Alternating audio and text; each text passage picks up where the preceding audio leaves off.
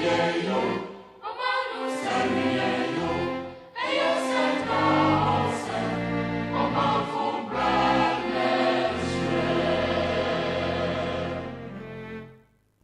evening, fellow citizens.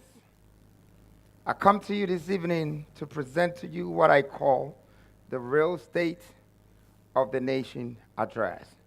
I know you have been waiting for this moment to sum up all that I have seen on my national campaign. Tonight, you have it. And I will be very forthright with you on the frustrations I have been met with during my tour over the 1,248 communities across Ghana. Let me give you a brief background about my motivations for my bid to rescue Ghana from economic slavery and crisis and set you on the path to your economic freedom. When I was 8 years old, life seemed very simple to me. My days revolved around waking up, going to school, coming back home, deciding what to eat, fixing my homework, and figuring out how to play with my friends. But as I grew older, reality began to set in. By the time I turned 9, I had started to realize something I hadn't noticed before. My single mother might be struggling financially. The clues were subtle but unmistakable. My classmates often had things I could only dream of, and for the first time, I understood that our circumstances were different. Our families do a good job of sheltering children from difficulties. I didn't realize back then, but little did I know that every year I would encounter new challenges that required solutions. Each problem I faced became an opportunity to learn, and it started to shape me through experience.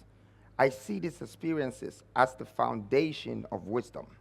Wisdom that only grows when reflect on our past.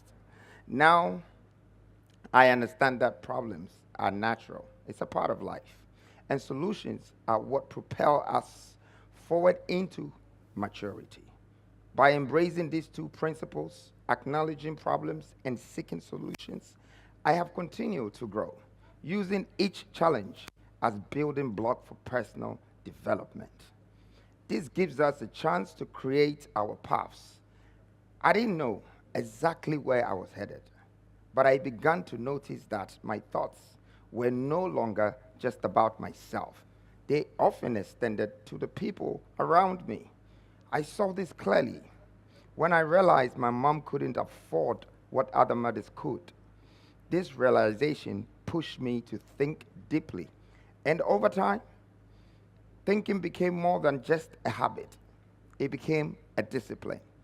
It transformed me from being merely a talkative to what I know now or call thinkative. Tonight, I stand before you addressing a nation I'm part of, rooted in the soil that shaped me. This is the land I come from, the land I will live for, and whether I like it or not, the land I will one day die for. It is here, at this moment, that I aim to describe and define the true state of the nation, the reality of the place we call home. The people have shaped me, and the people I strive to shape. These are the ones I stand before today. These are my people, the ones who define me as much as I hope to define them. What brought me here? Was it the path of a worker, an entrepreneur, or a leader, or perhaps an industrialist, or an economist? What truly brought me here is life. Life, with all its challenges and lessons, has been my guide. And over time, I have grown not just into a man, but also into a father, a husband, and ultimately a leader. I've come to realize that my responsibilities extend far beyond the shelter where I was raised. They transcend into the nation I call home. This understanding has me, or maybe I don't merely have a job, but He has shown me through understanding that my job is that I have a vision. I have a mission to redeem a nation that I belong to uplift the people I live among, and to rebuild a country that has stumbled and struggled to develop. Fellow citizens, join me as we reflect on the just ended 276 constituency tour, a journey that has exposed to me the real state of our nation, the struggles, the pollution, the pain, the agony, the deprivation, and the reasons why our economy has never been built. I first of all would like to start with the philanthropical works that we did. As I went on a tour, I was moved to help alleviate the sufferings of the people by helping them beginning economic ventures such as crop farming, sheep farming or rearing, fish farming. I did some guinea fowl farming too, boreholes for potable drinking water. Ghana, this was hard to behold, the sorry state of our country. Now I realized that in our political world, we normally pay people so they can vote for us. We normally invest in ourselves, in our political parties, and not in the people. This leads the people into corruption. I thought that I could change the political narrative by using the 276 constituency tour to actually harness the people and the way they live and bring their hope back. So I invested the money that I will use for most of the billboards and flags and so many other things and paying people to pay to vote for me rather into the people. And we ended up giving bicycles. We ended up giving families farms, sheep farming, so they can start creating their own business. You know, we did a lot of fish farming in Adan. Was very interesting to see that 2,000 fishes can become 100,000 one day for people to live on. You know, we did coconut farming, we did avocado, a lot of things. But that was because of the situation of this country. Out of the 276 constituencies, I was surprised. And I'm about to share with you that I have seen what a lot haven't seen. Let me now lead you into some of the challenges, the opportunities I saw in some of the regions too. Let me start from Eastern. I left Accra, and the first region was Eastern, where my tour really began. I visited Nsawam at Duajiri constituency, and that's where I found a village called Opari Krom. That was where I met my new friend, George, an 80-year-old blind man who have, or should I say, visibly impaired, pardon me, who lived in this particular home for 65 years without electricity. He actually attended the same school, primary school, with the late Jerry John Rawlings, our president. May he so rest in peace. Right there, the level of social inequality became apparent to me. In the Eastern region, I found the potential of the Afram Plains as a place capable of feeding the entire continent of Africa. Meanwhile, the people of Afram Plains, north and south, live in an abject poverty with close to no hope of prosperity. I always believe that if we turn each region around, like we said in our 12 pillars, each region will contribute to the success of our economy.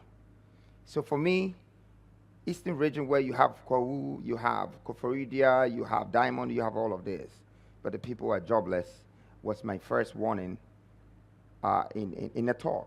But I was yet to wait to see more of what is going to happen.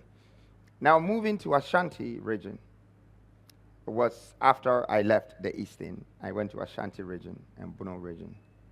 Ashanti region is by far maybe I mean, I stand to be corrected. The region with the most constituencies, meaning that it could be the biggest region, if I'm correct. And it has a lot of potential. In farming, in mining, Ashanti region is worth billions of dollars. But we saw a lot of poverty within the regions. And you can see the development in Ashanti region. I thought that without industrialization, without helping these people to know what cocoa can do, it's going to be very difficult for them to be built again as a constituency becoming a state or a mini city to feed their people. I also saw a lot of potential, enormous potential avenues. I mean, River Pra and Tano, it's some of the biggest rivers in this country. I know you remember when I say I'm going to bring the sea to Kumasi. Well, that's exactly where it has to come from. You know, bringing it from Pra. Pra is already into the sea, so it's a matter of dredging it and letting it go into Kumasi and letting the sea come in there. But not for just leisure.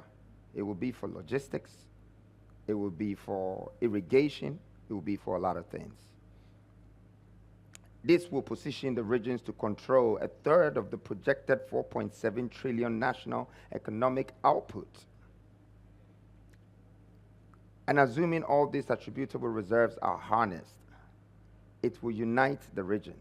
That's why I laid a request before Osajifo Ajimai Bedu to reconcile with our dear father, Asante Hine Otumfuo. And I want to thank these two leaders for understanding that unity is stronger than separation. Today, we're looking at the Bruno region, which has 5 regions of the north. Before we go to the north regions, I would like to talk a little bit more about the Bruno regions and what I saw there in Techiman and all other places.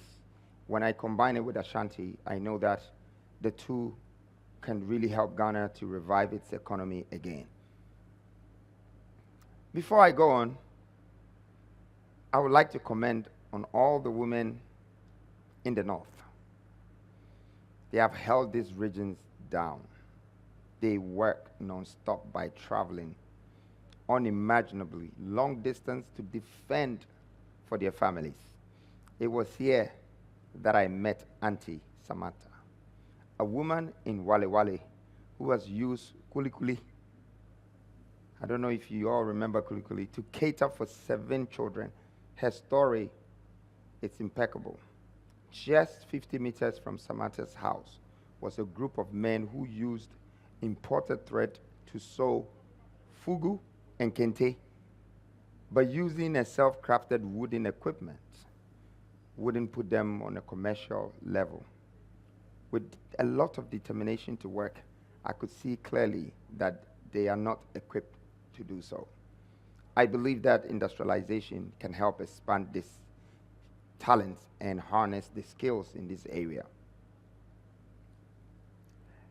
Just when I saw that we've seen enough, I also witnessed something with my own eyes. I saw a school where children had no chairs to sit on and tap water to drink. This blew my mind in a negative way. Dear citizens, these were all in the hometown of a man who has been also a vice president for 8 years. He had been touted as the economic whiz kid. I believe that what I also saw in Tamale South constituency, I chanced on a community called Kadula, where we went to donate a borehole for people to get clean water to drink. This is where I met a kid that was fetching water from the same color as the Galamsey water. And I was wondering what they were going to use it for. But that was for drinking. Right in my sight, it is a constituency controlled by a former majority leader in parliament. In Bole, Bamboy, the hometown of our ex-president, who is also part of the candidate competition, I was touched to establish a guinea fowl farm for 5 families, as I could not stand the poverty I saw. Fortunately, none of the guinea fowls has flown away. They're all intact. And I pray that they multiply to become thousands. Like Bole, I didn't leave the other deprived communities without a project. I built a borehole in Kadula, in many other places, to provide clean drinking water for people. There were hospitals who didn't have water in Wale Wale. This I did in many other areas. But I question myself, if all these leaders cannot simply cater for their constituencies, how can we entrust the whole nation in their hands? This is a question I was asking myself, but now I think it has become a public question for all Ghanaians, and I hope we find the right answer. Here's a 2 months that I have dedicated to travel around my country, and not only to do a campaign, but also to research, the potential opportunities in these areas. So now I'm having to cross from the north. After going through Tamale, Boliga, in the upper east, upper west, northeast, coming down to Savannah, I realized that there was a pathway that takes you to the Voltarian sector, which is Oti. And now we were going back on the river Afram, which would take us to Oti, Dambai. This region was highly deprived. I saw the worst primary schools here. The teachers did not have an office to sit. The headmaster sat under the tree. The kids, the children, they all sat on the floor, and there were no chairs. Now I wish that I have videos of this, and I would have loved Ghana to see this state. I don't know if it's so horrifying, reasons why my team is not showing, but this was very disturbing in Dambai. And the next day, we were going to campaign in the market, which was the largest market I've been. It was the biggest. At this market, didn't have one shelter. Everybody sat under the sun. Everyone, single person. And the whole floor was dusty. But I looked in front of me, and I saw a huge river, and I started to envision, why does this river have only one ferry? That people are coming from places like the Yam City and bringing food to Dambai. And all of a sudden, my anger kind of quenched my hunger for Dambai. I realized that this is a huge potential, a huge opportunity that we can actually, based on our cross-border water transportation, we can turn the Dambai market into factories and manufacturing spaces and add the market into it and have over 12 ferries on the same river that can feed everywhere along the nation. Now I had to move from there after crossing from Dambai and visiting Jasikain and all the communities in these constituencies. And I asked myself, why did they separate Volta from Muti when they both have beautiful landscape and a water connecting, which is the lake and Afram, and it connects to more than 7 regions in the country. But yet, there is only one ferry that is feeding this nation. It makes me keep asking myself the question, what is Ghanaians doing? What do we call investment? Why are we not using these things that we have? And in fact, this is the only ferry you see on our front water, and see how huge this water is. And it took us only 20 minutes to cross from one part to the other. When I got to Ho and I got to other parts of Volta region, it was the same thing on the lake. In fact, they didn't even have a ferry. They had a canoe with a boat. People have no access to capital, no government support. Hohoi and Ho could have been like Beverly Hills, but it's well underdeveloped. Cheddar was one of the favorite and the best landscape I saw in Ghana. In fact, Cheddar has a lagoon that meets the sea, a multi-billion-dollar development opportunity that will make Ghana have the likes of Miami and Dubai, the biggest tourist attraction. Talking about all of these places, we were not stopping. We were just moving through everywhere. And the next place we were supposed to be going from Volta after we finished OT was the Western and the Western North. The Western North and the Western. Prestia, Takwa, Asangrogwa, yes, and Wasa Ekropon. Some of the names I've forgotten. Please pardon me, but it was a lot of names.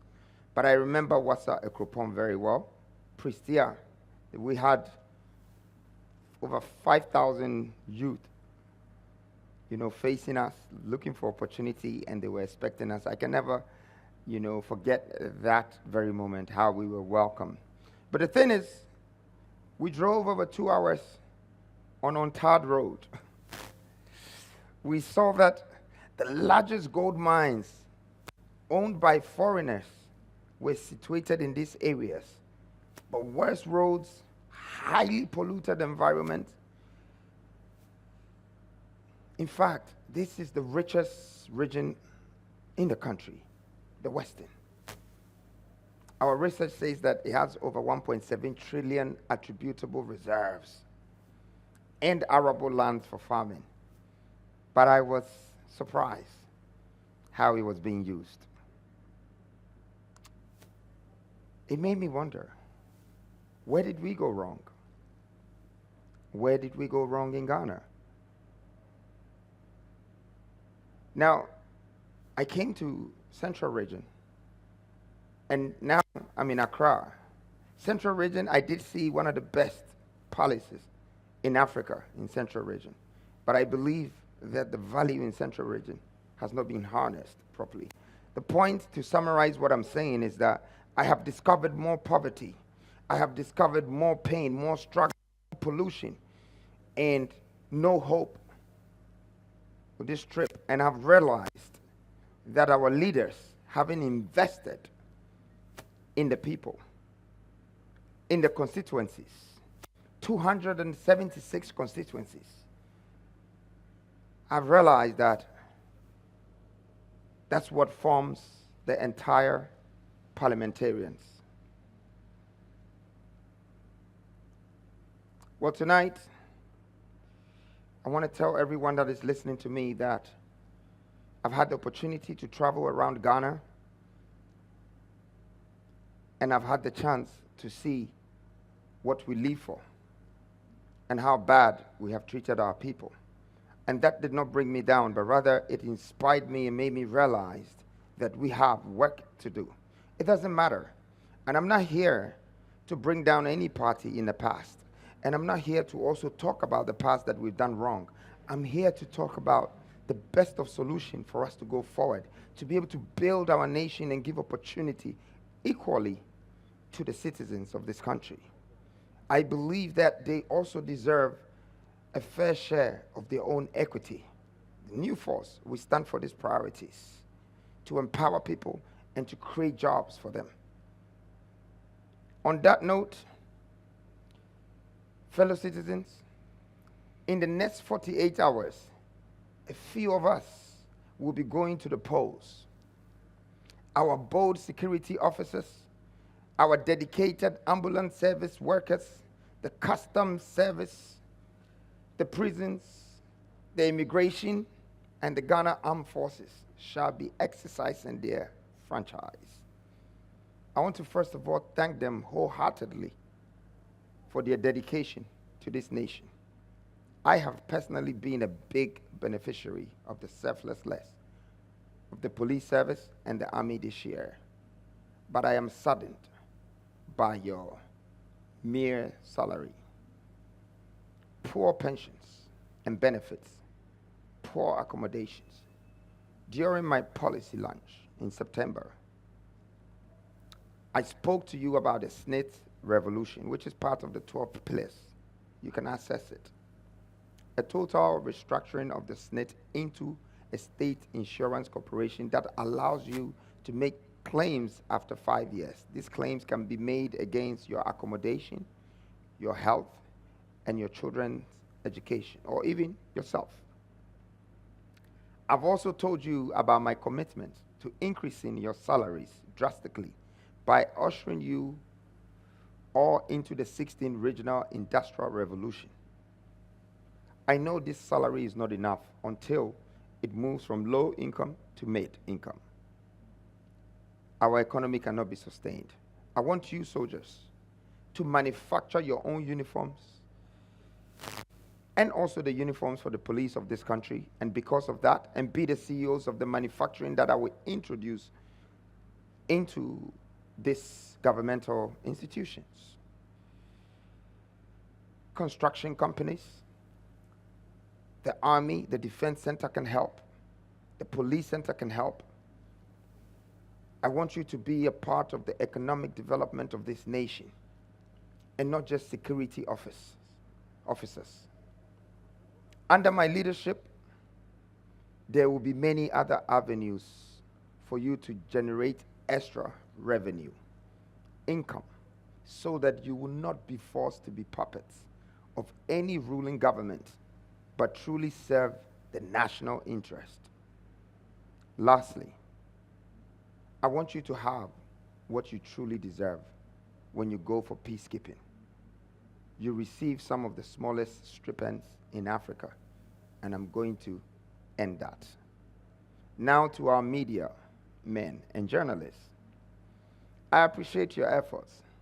Yes, I know the extent to which some media houses and platforms have gone to block my messages, stifle my policies, withhold my videos from being aired, and perhaps taking money to work against me. But I still empathize with you. Your power has been taken from you by mere politicians. The very foundation of your institution has been broken. You should have been the voice of the people, but they turned you into the voice of politicians.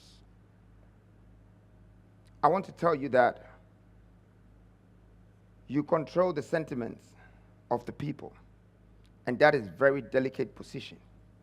You are the press, and you decide for the president. Kindly do not mislead or misinform people. The media should rise above all the controls of politicians and commercial interest and ensure that we work to save our nation together. I will see and ensure to it that we expand your industry so you can create revenues from other avenues as well. My message to the disabilities, my brothers and sisters, you have been victims of motor accidents, misdiagnosis, or have been born with some deformities. They call you disabled. I call you differently abled. I'm a man of action. I empathize with you. You have seen what I've done for blind friend of mine, Brown, who has sponsored to become a journalist. You have seen a set of business I've set up for my friends. They call one leg, a man who battled with weak limbs, but has now built his own house and business through Uber. I come with equity, equality, and empowerment. And I want to wish all you special people that are voting well that it's time that we vote wisely to determine the future of our country. And it's no more time for us to vote based on parties. Let's stand for our nation and our country. This gives me the chance, after the 276, maybe talk about parliamentary procedures. Fellow citizens, many people have asked me how I would work with no MPs on my side in Parliament. I chose not to answer it publicly. Today, I am going to. In fact, or should I say, as a matter of fact, this is a unique opportunity for us to unite the nation and to work in the national interest.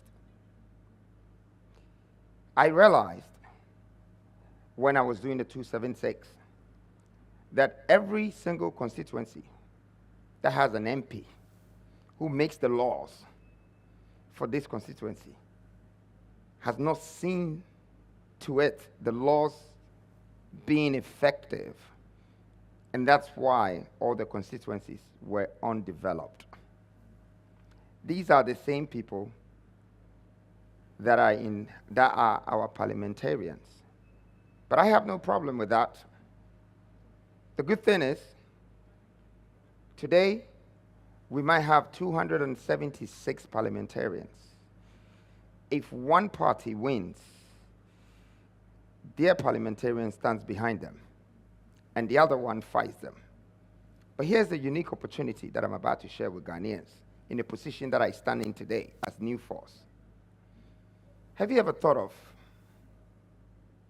if Ghana had a third party to stand up against this duopoly, and one becomes a president, and the two duopolies also become a parliamentarian members?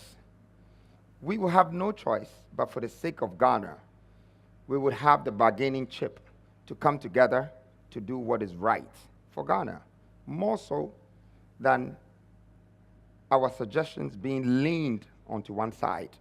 If one party wins, then their parliamentarians are supporting them and fighting the other one. We have faced this problem for over 32 years.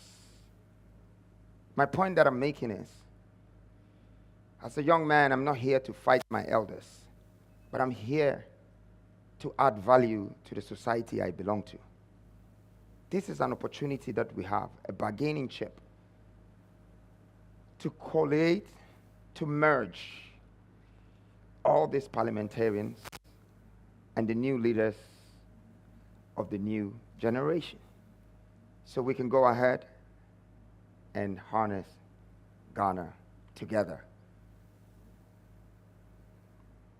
Well, I like to say that with all this being said, I have a surprise for Ghanaians. Often, one would have expected it to be me unveiling another character from the New Six. Fortunately and unfortunately, not tonight. I'm not unveiling any character, but they will be unveiled sooner than later. It's just that I'm glad I've been able to unveil our current state of the nation and unveiled some of the truth that has been hidden from us as a country. But this gives me the chance to bring out the surprise of our new manifesto. Fellow citizens, dear countrymen and women, help me launch the Galamsey Manifesto.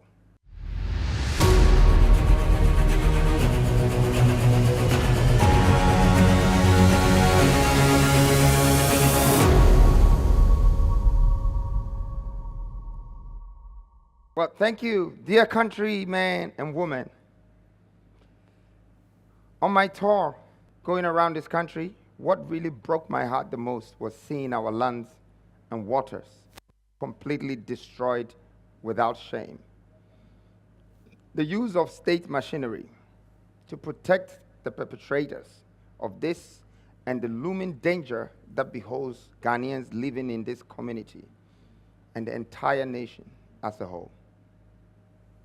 Dear citizens, we have an emergency. This has led me to find a solution, the only viable solution, without which we can never overcome the situation. I may now present to you the Galamsey Manifesto. For me, I see yesterday's problem becoming tomorrow's opportunity. In the 60s, Lee Kuan Yew of Singapore turned the water problem of Singapore into a national asset. And that changed the entire Singapore. That was maybe close to 70 years ago. He was the first prime minister in 1959, just around the same time as Kwame Nkrumah. They all started together. Today, Singapore is one of the best countries, well developed in the world. And it all came from the Singapore Enterprise Industrial Team, developing the entire nation. I have a vision, and this vision to turn Ghana better than some of the witness countries that has been built in the last century. I'm very proud of mentors and leaders like this. Well, let's get back to their manifesto. Why did I decide to do a manifesto for Galamsey? Because I wanted to give you a national asset, not just the 12 pillars that will rebuild the building as Ghana, but I also wanted to give you the inside information, the solutions to do what Lee Kuan Yew did for his people and for his country by turning his problems or his crisis into an opportunity and letting that become a national development that will be globally recognized and appreciated. My vision is to do that for Ghana and go beyond the borders of Ghana and help Africa. I believe we Africans deserve better. We deserve more. We deserve to do what the Western world, Asia world, and many other continents on this planet Earth are doing. So, let me start by introducing the people that caused the problem and how the problem was caused. They said the only way to have the best solution for a problem is to go back to the roots of the problem. So we went back to the roots and realized that the imperialists, who are the international influence, and they work through multinational companies. They are the imperialists. And then coming down from the imperialists is the cartel. The cartel is the government, and of course, in the government, you have the politicians and the chiefs who are taking royalties from being the landowner. And when you move down from the cartels, you go down to the mafias. The mafias are the Galamseys. I just want to explain to Ghanaians that these local Galamseys campaigns are using cyanide and mercury to wash the sand. I want to just wait on this part a bit, that the three things I've mentioned, the imperialists, and then the cartels, and the mafias. The imperialists are the ones controlling the hard rock mining. The cartels are the ones controlling the colluvial mining. So that is the politicians and the chieftaincies. And the mafias are the basic Ghanaians who did not get any job and started to do alluvial mining within all these constituencies. This mafia state is undissolvable unless we apply this plan, which is in this manifesto. So there are three types of mining. You have the hard rock mining, which comes from upstream mining. And then you have the colluvial mining, which comes from midstream. Then you have the alluvial mining, which comes from low stream. I would like to say that these three things is just like how we take oil from the water as crude oil, and then we refine it in a refinery as refinery process, and then bring it to low oil market companies to sell the fuel. That's the same thing that is happening in the mining world. But this time, it's destroying our country because of the process. So I know what I'm saying is, it's not going to be likely for people, but this manifesto is the only thing that will save this nation, because I can see the opportunity, the vision of Ghana becoming the star of Africa, the powerhouse, if we can go into hard rock mining ourselves and start to create reserves. If we can go into colluvial ourselves and alluvial. So that brings me to a solution. The solution will be based on investment and development. Well, I'd like to start by an investment that I have as a vision for the country, which is water purification. This water purification, all our water bodies in this country, completely destroyed. Now, the water purification, together with the plants of recycling, will cost us 4.5 billion to purify all the water. And if we don't, we are destroying the lands. We are turning all the lands that we grow our crops on into a poisonous land. Very soon, we will not be able to have water in this country, and we will have problems in crop farming because the land has begun to be destroyed and is moving very fast, rapid. Now, if you look at the numbers I was just showing you, 4.5 billion, and the returns of this investment in 10 years is going to give us 32.1 billion, which is 200 tons of gold. Up to date, Ghana, we still don't have that gold in our reserves. We had 7 point something tons, and recently they said a few has been added. Whether over 10, I'm yet to find out. But 200 tons secures you 32 point something billion sitting as our reserves in 10 years, just by this investment. But there is more to this investment that is coming. We are going to use this investment as purifying the water with extra plants. The plants are here. So these plants are going to do three things. It's going to take the water, it's going to purify the water, and then it's going to extract the poison out of it, which is cyanide and mercury. But here's an interesting thing that we found. We did the research and realized that once you are able to extract the cyanide, you can turn it to ammonia. Ammonia means you're going into the process of urea.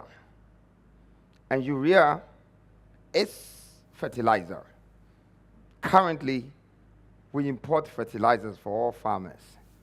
This could be one of our biggest opportunities in lifetime, because now the one problem that we had has come to solve all the problems. Now we're taking the cyanide and the mercury and processing it with some sodium and turning it into fertilizers. Not only would have the purified water gone back into the grounds by building the biggest irrigation system that will harness our agriculture and make us become the #1 food producers in Africa with all our water bodies. This vision, it took Galamsey's problem for us to discover this opportunity. As I'm saying today, we will turn this around and Ghana will have the most jobs because the recycling plant will be the beginning of our industrial power and our scientific research to find out what we can use anything in Ghana to do, from the plastic on the floor to the clay and to the poison in the water.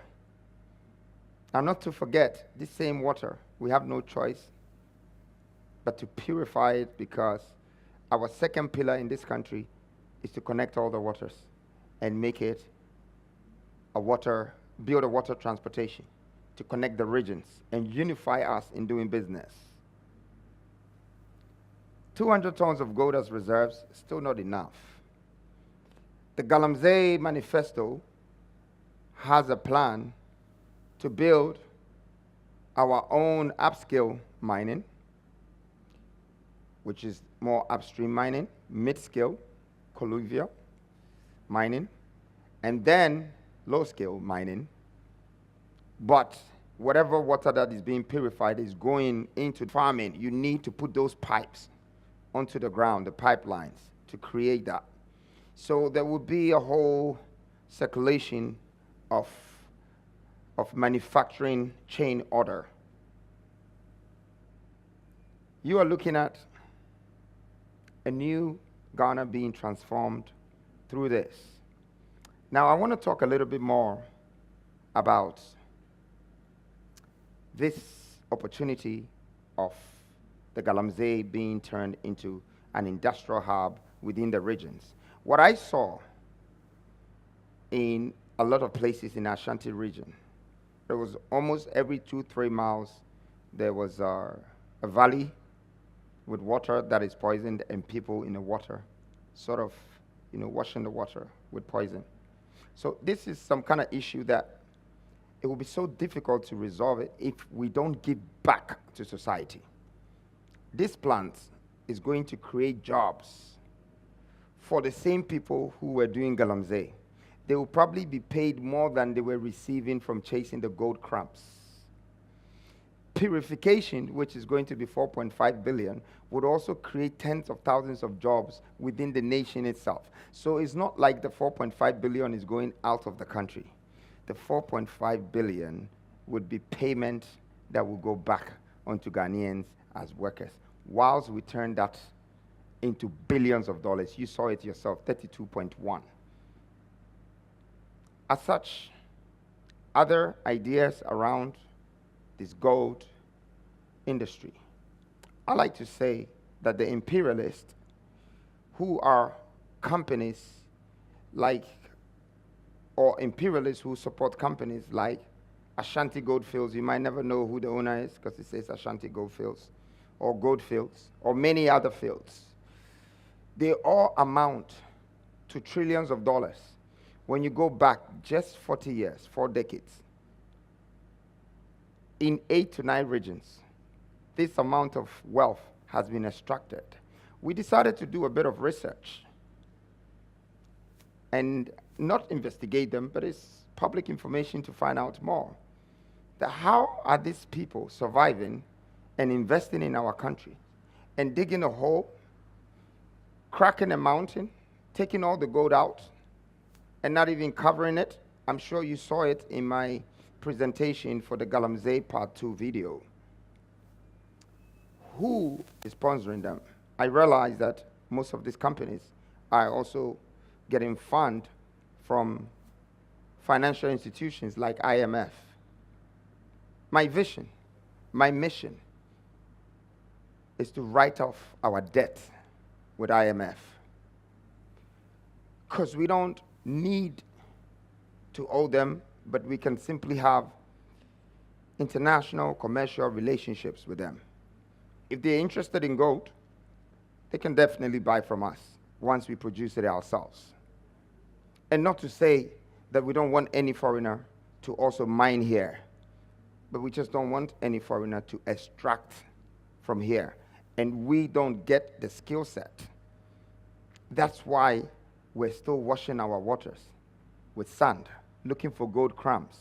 Why the top people, they go straight to the rock, determine where the gold is, put the machines up, cut, and take the value out straight away. When we try to get value, we destroy the whole country. This tells me that we don't have the skill set. And our mindset for creating wealth is still slavery. You can see it there.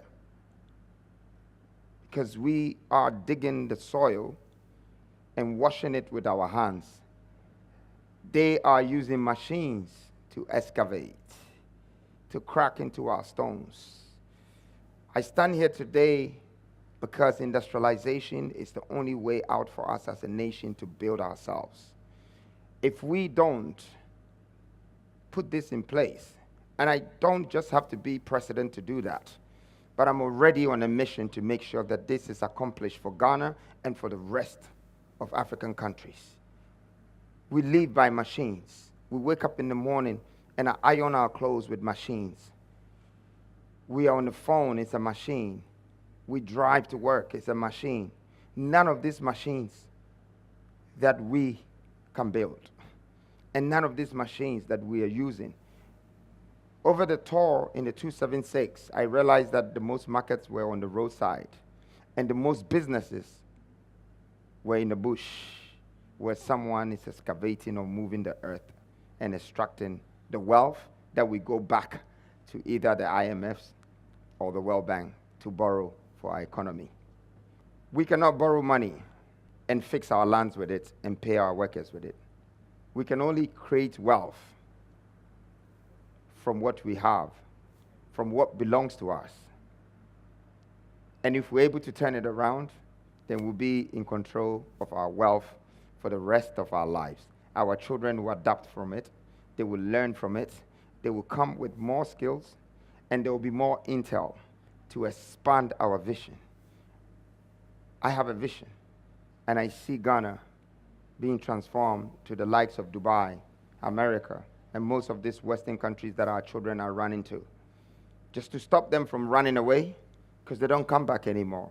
And I don't see why we should harness and invest in our children, educate them, and somebody imports the talents from us whilst we export the goods which they took the raw materials from us. It's a reverse cycle. And for that reason, the new force have come to give a fair share of our equity, a fair treatment of equality, and a fair way of treating building nation empowerment. I'd like to say thank you very much. In closing my address tonight, I want to take this opportunity to thank you all for your time. I thank you for the young people who supported me in my 276 constituency tour, the mothers, also some old people, and fathers, grandmothers. I was surprised. Genuinely, Ghanaians are good people.